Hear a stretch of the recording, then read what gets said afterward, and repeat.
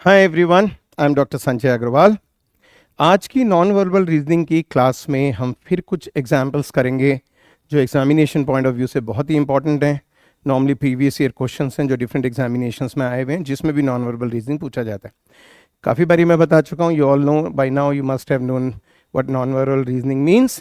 Dealing with shapes and figures, identifying trends and patterns, and then identifying similarities and dissimilarities and so on. Okay, it all comes under non-verbal reasoning. तो उन्हीं पे कुछ और examples करते हैं। देर all good examples. और जितने ज़्यादा एग्जाम्पल्स हम करेंगे, ज़्यादातर हर एक में जो मैं लॉजिक यूज़ कर रहा हूँ that is a different type and that is an easier one, जिससे आप पे एक बहुत कलेक्शन हो जाए थॉट्स की और लॉजिक्स की कि किस तरह क्या क्या सोचा जा सकता है प्रॉब्लम्स में। Okay, because obviously practice makes one perfect. और इस तरह के क्वेश्चंस में तो खास करके वो नॉन वर्बल रीजनिंग जो स्टूडेंट्स को काफ़ी मुश्किल लगती है। As always, like us if you really like us, okay, and subscribe to us if you want those updations and regular videos, and if you are interested that we should form more and more videos and I should deliver more and more lectures. यदि आप चाहते हैं कि मैं ज़्यादा से ज़्यादा videos बनाऊँ और लेक्चर्स बनाऊँ तो subscribe us to motivate us. Okay, so पहली प्रॉब्लम से शुरू करते हैं। Which shape comes next in the sequence. और ज़्यादातर ये वो सिलेक्टिव प्रॉब्लम है जो स्टूडेंट नॉर्मली नहीं कर पाए काफ़ी टाइम लगाने के बाद ही, इसलिए मैंने इन सब पे ये लेक्चर्स अपने बनाए हैं। और मैंने जैसे पहले भी बताया अपने और लेक्चर्स पे नॉन वर्बल रीजनिंग के, और आज मैं फिर बता रहा हूँ कि कोई ज़रूरी नहीं है कि आप पैटर्न ऐसे देखें, आप पैटर्न डायगनली भी जा सकते हैं। You can go like this also, you can go like this also, but it should be A meaningful pattern. एक जो पैटर्न है वो मीनिंगफुल होना चाहिए, ठीक है ना। आप ऐसे जाइए चाहे, अब जैसे मैं डायगनली जाता हूँ 2 4 2 2, फेल हो गया पैटर्न। बट मैं ये जाता हूँ 2 4 2 4, मुझे पता है यहाँ 2 आएंगी, तो जिसमें भी 2 नहीं है दैट गोस। समझ आ रहा है ना what I am suggesting. Okay, किसी भी तरीके से हम पैटर्न ऑब्जर्व कर सकते हैं। अब नीचे वाली में देखना शुरू करते हैं। ऊपर वाली में हमने ऐसे लिया 2 4 2 4 2। अब यहाँ देखते हैं 5 4 3 2। एविडेंटली मुझे दिखाई दे गया नीचे वाले में 1 होना चाहिए। किस फिगर में नीचे वाले में 1 है, ऊपर वाले में 2 है। So it's so obvious, you know, hardly 5 seconds, hardly 5 seconds and you are done with this problem, जो कि स्टूडेंट्स को बहुत डिफिकल्ट लगती थी। और अब तो नॉन वर्बल पे मेरे इतने सारे लेक्चर्स हो चुके हैं अब तक, तो आप काफ़ी कंफर्टेबल हो चुके होंगे इन कॉन्सेप्ट्स में, ठीक है ना। थिंक लॉजिकली, और बहुत ओवर बर्डन मत कीजिए कि आप सारी फिगर को एट द सेम टाइम समझना चाहते हैं। It's not at all needed. Okay, आपको खाली एक लूज थ्रेड ढूंढना होता है, कोई एक लूज पॉइंट जिसके बेसिस पे आप प्रॉब्लम को आंसर कर सकें, उनमें सिमिलैरिटीज, डिससिमिलैरिटीज, पैटर्न्स, ट्रेंड्स आइडेंटिफाई कर सकें। That is what is expected of you. और यही हम देखा जाता है जब हम कुछ भी बनाते हैं, लाइक चाहे सॉफ्टवेयर हो चाहे कुछ भी हो, you basically are in search of a thread. आप गूगल पे सर्च डालते हैं किसी भी चीज़ की, अब यदि संजय सर भी डालते हैं या सैनमैक्स भी डालते हैं, तो वो सैनमैक्स से रिलेटेड सारी फिगर्स दिखाता है, because that uses sanmax as a thread. वो ही यहाँ पे करना है आपको। ओके, बिल्कुल उसी तरीके से रिएक्ट करना है और बिहेव करना है जो आपकी जनरेशन में चलता है। It is an IT generation, hitech generation है, हाईटेक आपकी अप्रोच होनी चाहिए हर चीज़ को करने के लिए। ओके, चलिए नेक्स्ट एग्जाम्पल करते हैं। Which shape comes next in this sequence. बहुत सारी फिगर्स हैं भाई, ये लाइन भी है, ये 2 फिगर्स हैं, एक नीचे का स्क्वायर ऊपर का ट्राइंगल। यहाँ ये दोनों मर्ज हुए दिखाई दे रहे हैं आपको क्योंकि दोनों का ब्लैक कलर है। फिर यहाँ पे ये ट्राइंगल भी है। सो मेनी थिंग्स लाइक, देखते हैं हम क्या कर रहे हैं। अब यदि खाली ऊपर के ट्राइंगल पे कॉन्सेंट्रेट करते हैं, ये ट्राइंगल ब्लैक है, ऊपर का ट्राइंगल, ये ट्राइंगल स्ट्रिप्ड है, मतलब स्ट्रिप्स बनी हुई है इसमें, डॉटेड कह लीजिए, ये ट्राइंगल व्हाइट हो गया। Upper portion, I am just talking about upper portion. Again हम इसे ईजिएस्ट वे में देखने की कोशिश कर रहे हैं। हम टेक्नोलॉजी भी देख लेंगे कि एग्जामिनर ने क्या यूज़ करा होगा, बट एंट्रेंस में मुझे नहीं लगता कि हमें ज़रूरत है। किसी भी तरह के एंट्रेंस में ईजिएस्ट पॉइंट हमें पकड़ना है। एट ए टाइम हम एक फिगर लेते हैं, हमने ऊपर का ट्राइंगल लिया, ये ब्लैक है, इसमें डॉटेड है या स्ट्रिप्स या शेड्स बनी हुई है, इसमें व्हाइट आ गया, इसमें ब्लैक है, तो इसमें ऑब्वियसली स्ट्रिप्ड होना चाहिए। ऊपर और नीचे और लेफ्ट है राइट है वो मैं सोच ही नहीं रहा। इसमें व्हाइट है, इसमें ब्लैक है, इसमें ब्लैक है, तीनों मेरे आंसर नहीं है, ये मेरा आंसर है। Problem is over. Hardly 5 seconds. तो that should be your approach in entrance examination. But आपको मैं सारा लॉजिक सिखा दूंगा कि आपको इसे देखना कैसे चाहिए था। ओके, एक तो तरीका ये हो ही गया, this is the best way of doing it. But otherwise हम देखें तो हम क्या कर रहे हैं, जो ऊपर वाला ट्राइंगल है ना, वो एंटी क्लॉकवाइज मूव कर रहा है 90 डिग्री से। ये एंटी क्लॉकवाइज मूव कर रहा है 90 डिग्री, यहाँ आ गया, ये एंटी क्लॉकवाइज मूव कर रहा है, नीचे आ गया, ये एंटी क्लॉकवाइज मूव करा यहाँ आ गया, ये एंटी क्लॉकवाइज मूव करा ऊपर आ गया, ये रहा ऊपर। तो सब चीज़ें हम जस्टिफाई कर सकते हैं, ऑल्दो हम प्रॉब्लम को गिवन टाइम में आंसर कर चुके हैं और एंट्रेंस में यही एक्सपेक्टेड होता है और वही लोग सक्सेसफुल होते हैं जो out of the box methods use करते हैं। लाइक आपको क्यों ए टू जेड चीज को समझना है यार, कम ऑन। आपको एक क्लूज पॉइंट मिल गया, you just take advantage of it and try to answer it, okay, and you will be happy. और भी चीज सोच सकते थे, सोचना ही है तो कोई लिमिट ही नहीं है सोचने की। तो वो भी पता चल गया, ये लाइन लेफ्ट कॉर्नर पे है, ये राइट पे आ गई, ये ऊपर चली गई, अगली वाली लेफ्ट पे आ गई, उससे अगली वाली नीचे आएगी, वो रही नीचे वाली लाइन, ये देखिए diagonal. What I am saying, आप यहाँ थे, यहाँ से अब नेक्स्ट में यहाँ आ गए, मैं इसी में बनाया था, इससे अब यहाँ आ गए, उससे अगले में अब यहाँ आ गए, उससे अगले में अब यहाँ आ गए, तो ऐसे, और उससे अगले में फिर आप यहीं पे आ गए, तो वही मूवमेंट रहेगी ना हर जगह। बट मुझे जरूरत नहीं थी, I have already answer it.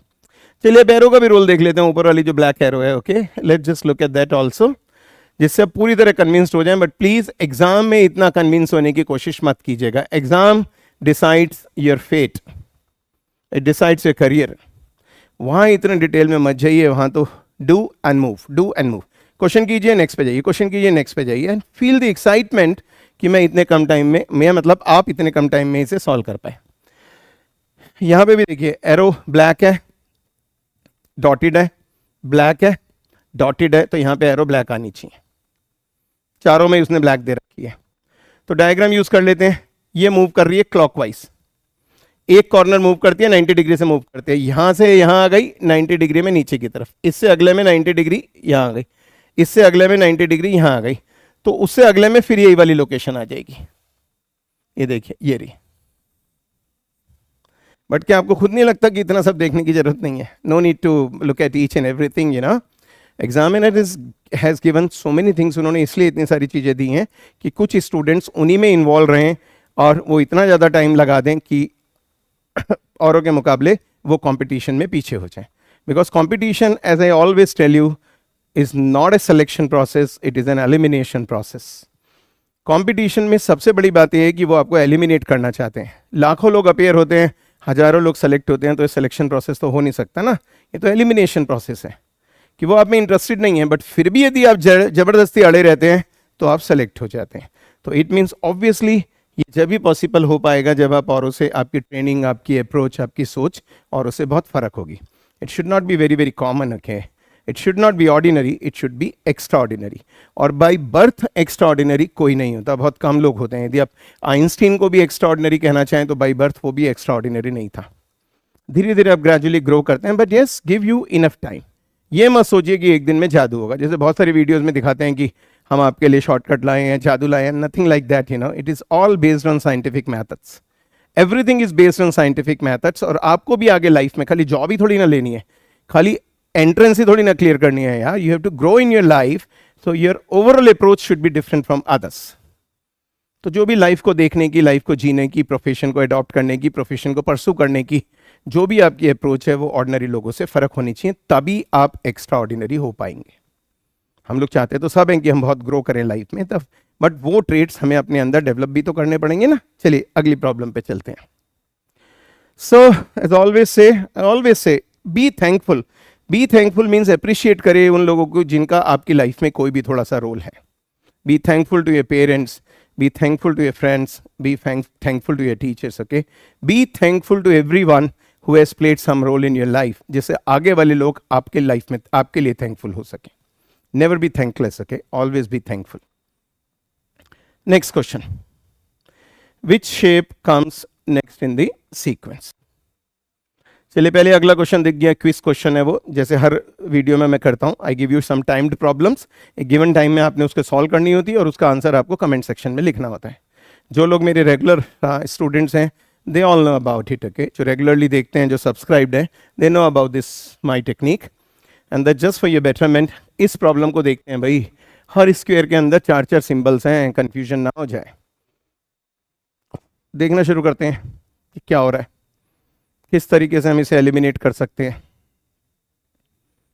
ठीक है ना, एक चीज़ तो हमें दिखाई दे रहा है, ये 90 डिग्री में क्लॉकवाइज मूव कर रही है। ये एरो पहले ये थी, फिर ये बन गई, इसके बाद ये बन गई, इसके बाद ये बन जाएगी फोर्थ में, फिफ्थ में ये फिर ऊपर की तरफ बन गई, तो सिक्स में फिर ये साइड वाली आ जाएगी, दैट्स वेरी ऑब्वियस। तो साइड वाली एरो जिसमें भी नहीं है वो तो पहले हटाओ, ये दो चॉइसेस तो हमने हटा। खाली एक सिंबल पे मैं कॉन्सेंट्रेट कर रहा हूँ as always, I am not interested in looking at all the 4 symbols. मुझे चारों सिंबल्स नहीं देखने हैं, मैं एट ए टाइम एक सिंबल देखूंगा, और एरो देखना मुझे कंफर्टेबल है तो इसलिए मैं एरो देख रहा हूँ।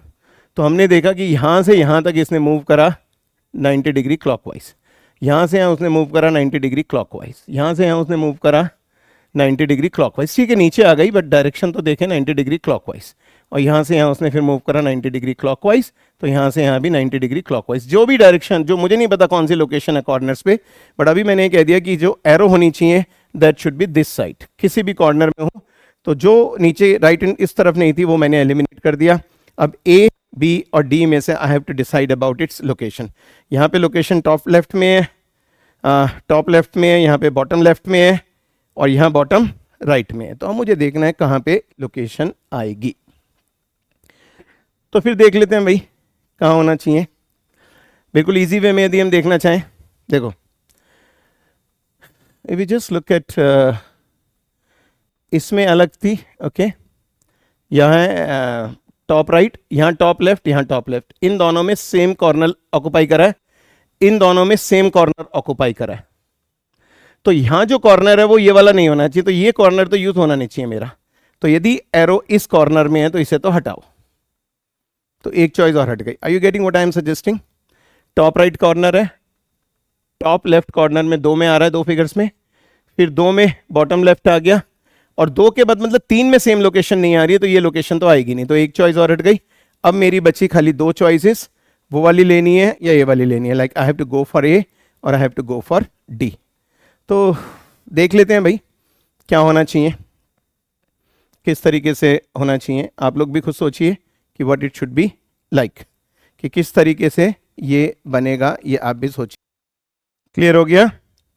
ठीक है, जो पॉइंट आइडेंटिफाई करना था आई होप आप लोगों को क्लियर हो गया। खाली मुझे डिसाइड करना है ए और डी में से। एक और डायरेक्ट सिंपल लॉजिक देखते हैं। देखो ये कॉर्नर यूज हो चुका, टॉप राइट यूज हो चुका, टॉप लेफ्ट यूज हो चुका, बॉटम लेफ्ट यूज हो चुका, तो खाली कॉर्नर कौन सा कॉर्नर बचा है?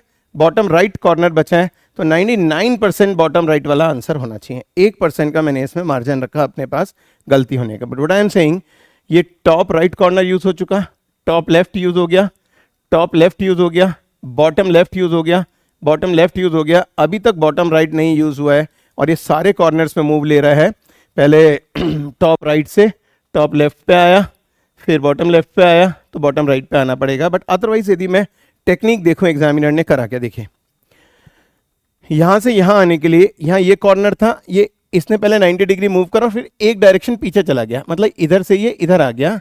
एंटी क्लॉकवाइज में मूवमेंट कर रहा है, एक स्टेप पीछे, फर्स्ट से सेकंड जाने में 2 स्टेप्स एरो ने इन्वॉल्व करे। ऑल्दो इतना टेक्निकल जाने की जरूरत नहीं थी, but just to make things clear to you I am explaining it to you. इसने 90 डिग्री मूव करा और पीछे चला गया। इसने 90 डिग्री मूव करा, पोजीशन मेंटेन करी, सेकंड एंड थर्ड में पोजीशन सही है, फर्स्ट से सेकंड में पोजीशन सेम चेंज हुई, सेकंड से थर्ड में सेम है, थर्ड से फोर्थ में फिर वो जाएगा, ऑड से इवन पे जाने में चेंज कर रहा है। ये फर्स्ट है, फर्स्ट से सेकंड पे चेंज करी, ऑड से इवन, इवन नंबर जो 2 का मल्टीपल हो, ऑड जो 2 का मल्टीपल ना हो। यहां से यहां तक उसने डायरेक्शन तो सब में 90 डिग्री से चेंज कर रहा है, बट इसमें वो पीछे चला गया, एंटी क्लॉकवाइज, एक कॉर्नर पीछे आ गया। यहां उसने सेम कॉर्नर ऑक्युपाई करा, 90 डिग्री की मूवमेंट रखी क्लॉकवाइज। अब 3 से 4 में आएगा तो फिर वो एक कॉर्नर एंटी क्लॉकवाइज मूव करेगा। तो पहले तो 90 डिग्री इधर गया, फिर एक कॉर्नर यहां आ गया नीचे, मतलब एक तो ये यहां मूव करेगा, ये यहां मूव करेगा, और फिर ये नीचे आ जाएगा, क्योंकि इससे यहां आने के लिए आई एम टेलिंग, थर्ड से फोर्थ आने के लिए। Got it? क्लॉकवाइज 90 डिग्री और फिर एंटी क्लॉकवाइज एक कॉर्नर पीछे। फोर्थ से फिफ्थ में सेम लोकेशन रहेगी, 90 डिग्री की मूवमेंट रहेगी, ऑड से इवन आने पे चेंज हो रहा है। फिफ्थ से सिक्स में एक तो इसकी डायरेक्शन ये वाली बन गई, और एक कॉर्नर इसे एंटी क्लॉकवाइज में पीछे आना है, और एंटी क्लॉकवाइज तो ऐसे जाता है ना, ये एंटी क्लॉकवाइज, तो जो यहां था वो यहां आ जाएगा, और ये कौन सा वाला है? ये रहा। तो it means it has to be this. But जैसे मैंने पहले भी समझाया, इतना टेक्निकल जाने की जरूरत नहीं है। हमें कोशिश करनी है कम से कम टाइम में हम कैसे आंसर कर सकें, बट ऐसी कोई प्रॉब्लम नहीं है जिसके हम सारे पैटर्न्स आइडेंटिफाई ना कर पाएं। आप भी कर पाएंगे प्रैक्टिस के साथ, बट उसकी जरूरत नहीं है। It is not at all needed. Okay, अपने आप को एक तो रिकन्फर्म नहीं करना है। एग्जामिनेशन में स्टूडेंट्स क्या करते हैं, अपने आप को रिकन्फर्म करते रहते हैं। Never do that, that just wastage of time. Okay, do one problem, move to the next one. और यदि किसी प्रॉब्लम में डाउट है तो उसे रिव्यू के लिए मार्क कर लीजिए। आजकल जितने भी कंप्यूटर बेस्ड एग्जामिनेशंस है, वो भी मैं एक इलस्ट्रेशन करूंगा एक दिन एक लेक्चर में। हमारा अपना पोर्टल है जो बिल्कुल एनटीए के पोर्टल की तरह काम करता है, उसी तरह से फंक्शनैलिटीज़ हैं। उसमें मैं आपको एक दिन दिखाऊंगा किसी एक लेक्चर में कि कैसे आप प्रॉब्लम्स को रिव्यू के लिए रख सकते हैं, कि आपने आंसर तो कर दिया बट आपने उसे मार्क कर दिया कि if I get time I will come back. और यदि आप नहीं वापस आ पाए तो भी वो आंसर एक्सेप्ट हो जाएगा, आपका सबमिट हो जाएगा मतलब। ओके, तो मतलब you give yourself chance कि यदि टाइम मिला then I will come back. So वो सारी फंक्शनैलिटीज़ मैं किसी दिन बताऊंगा आपको whenever I get time, but अभी तो ये करते हैं। नेक्स्ट प्रॉब्लम टाइम्ड प्रॉब्लम है। Again a very good example. आपको इसे गिवन टाइम में सॉल्व करना है, टाइम का प्रेशर फील करना है। एक स्टेज के बाद ऐसी हैबिट हो जाए कि आपको लगे ही ना कि टाइम खत्म हो रहा है। I start the time now. Okay, 20 seconds का टाइम है, टाइम तेजी से जा रहा है। सॉल्व करिए, कोई भी छोटा सा पॉइंट उठा के उसे ऑब्जर्व कीजिए। जितने सारी अंदर फिगर दी हुई हैं, हर स्क्वायर में 4-4 फिगर्स, चारों पे ध्यान मत दीजिएगा। Never look at those figures. Okay, it just a wastage.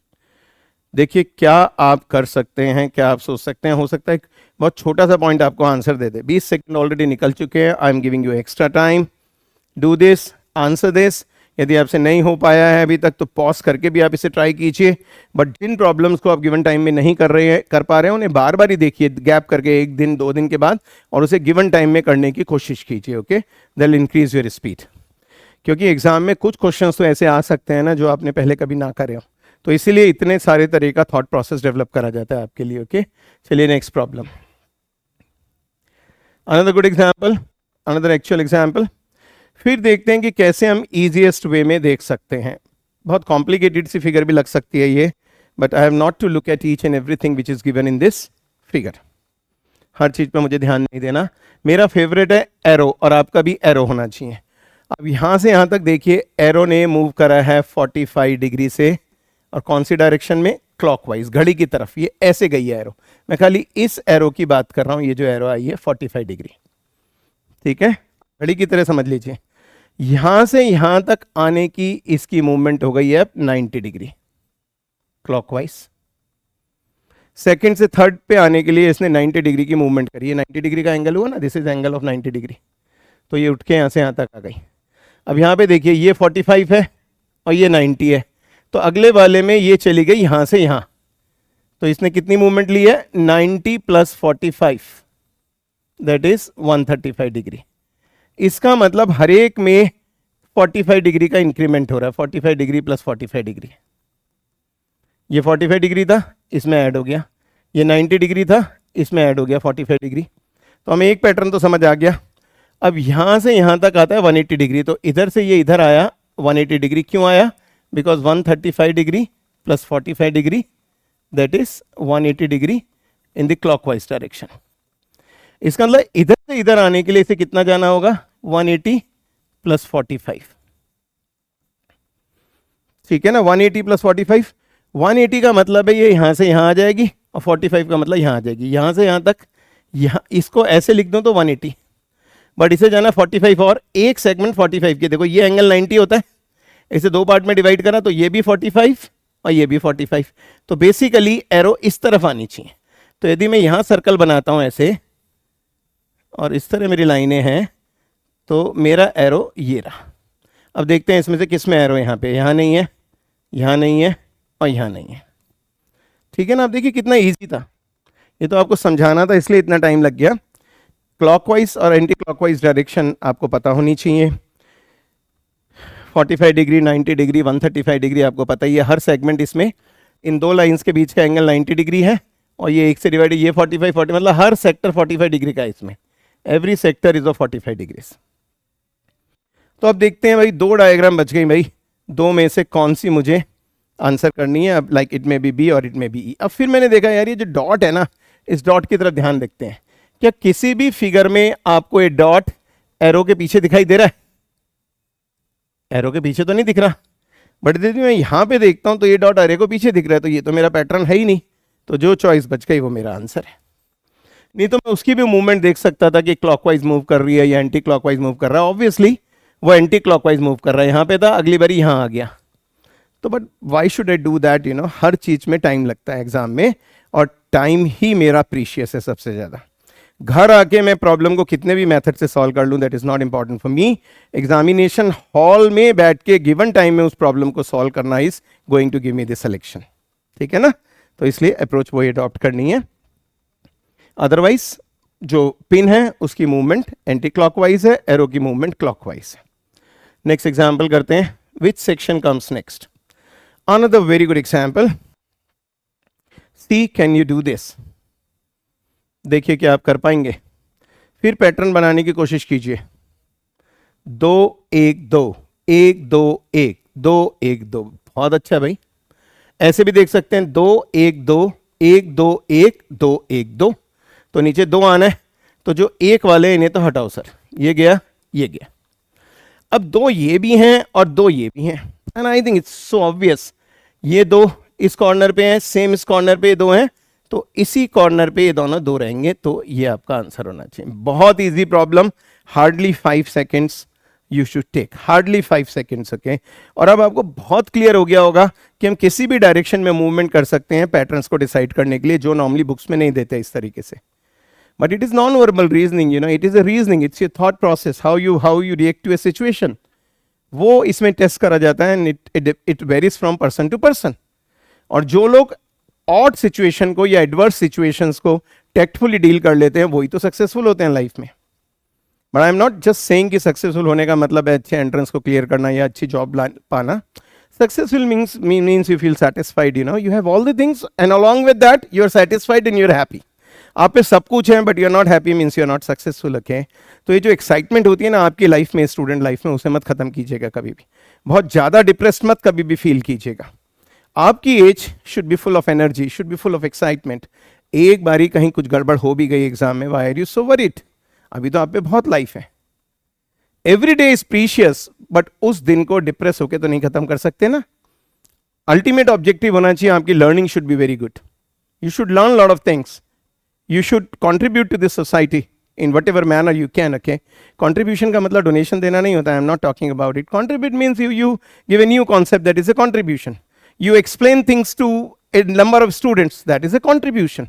अब knowledge spread करते हैं, that is a contribution, ठीक है ना। और या एक बहुत बड़ी पोस्ट पे पहुंच जाते हैं और आप लोगों की हेल्प करते हैं, that is a contribution. I'll say that is the best contribution you can give. ऐसा नहीं होना चाहिए become a top government official and you become arrogant and you're not helping anybody. Or you're helping only those who are well connected. No. Help everyone, help especially those जो deprived हैं उस तरह के contact से और उस तरह की help से. That is what as a teacher I expect of you, okay? आगे चलते हैं. So you always know what is there. And then comes the timed problem. A very good example. I'm going to start the timer. मैं timer शुरू करूँगा और आपको given time में इसे सबमिट करना है कमेंट सेक्शन में अपने आंसर्स को। And I feel so happy, मुझे इतनी खुशी होती है जब आप में से बहुत सारे लोग इस तरह के आंसर्स देते हैं, तब मुझे लगता है कि हाँ मैं कुछ कंट्रीब्यूट कर पा रहा हूँ आपकी लाइफ में, आपके करियर में। यदि आप आंसर नहीं देखते हैं, आप खाली इसे मूवी की तरह वॉच करते हैं, then it's wastage of my time also and my life also, in which I am not interested, और मैं उसमें इंटरेस्टेड नहीं हूँ। My life is not to be wasted, ठीक है ना। हाँ, but if you participate, if you really get benefited by this, और आप औरों की भी मदद कर देते हैं, then I am always there day and night. I'm always there to help you out, to give you more and more techniques and नए नए methods and नए नए motivation देने के लिए, okay? चलिए next example करते हैं. Which figure comes next in the sequence? चलिए भाई फिर देखते हैं easiest possible manner में कैसे हम proceed कर सकते हैं. सबसे पहले तो मुझे ये दिखाई दे रहा है, ये CX है, ये CX है, ओके। मतलब ऐसे मत देखो, take a different way. How will you look at this?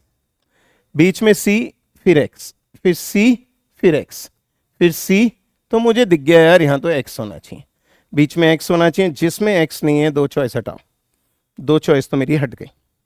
अब देखिए ना, elimination is the right way of doing things. आप जितना एलिमिनेशन मेथड यूज करेंगे उतना आपका आंसर जल्दी आएगा। आपको, जैसे मैं बार बार ही कहता हूँ, आपको क्यों सब कुछ सीखना है यार?